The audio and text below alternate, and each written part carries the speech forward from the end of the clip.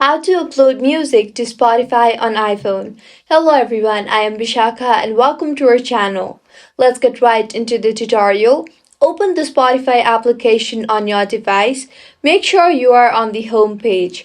Now tap on Settings on the top right of your screen. Scroll down and you will see the option for local files.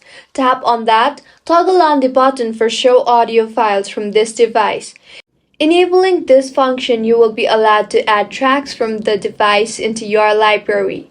You can see the notification pop-up of your local files has been added to your library. Now tap on your library and you will see the option of local files similar to this icon.